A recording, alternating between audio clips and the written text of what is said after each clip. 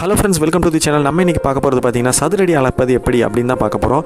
4 side வேறு வேறு measurement இருந்தால் எப்படி அளக்க போதும் பார்க்க போகிறோம். நம்ம லென்த்து பார்த்தீங்கன்னா 60 ஃபீட்டு 50 ஃபீட் இருக்குது. வித்து பார்த்தீங்கன்னா 20 ஃபீட்டு 30 ஃபீட் இருக்குது. ஸோ நம்ம ரெக்டாங்குலர் ஃபார்முலா சேம் ஃபார்முலா எடுத்துக்கிறோம். ஏரியா வந்து லென்த் இன்ட்டு வித்துன்னு.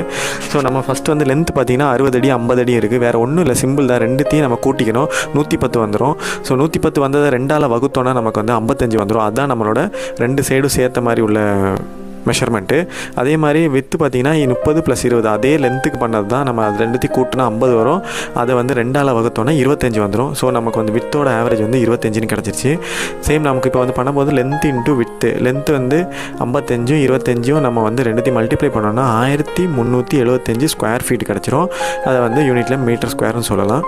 இந்த ஒரு மெத்தடை யூஸ் பண்ணி நீங்களே வந்து ஸ்கொயர் ஃபீட் எல்லா இடத்துலையுமே அளந்துடலாம். இதுக்காக ஒரு சிவில் இன்ஜினியரோ மேசனையோ தேட வேண்டிய அவசியமே கிடையாது. அடுத்தடுத்த வீடியோஸோ அடுத்தடுத்த அப்டேட்டை பார்ப்போம். ஸோ இந்த வீடியோ பிடிச்சா மறக்காம சேனலை சப்ஸ்கிரைப் பண்ணி வச்சுக்கோங்க.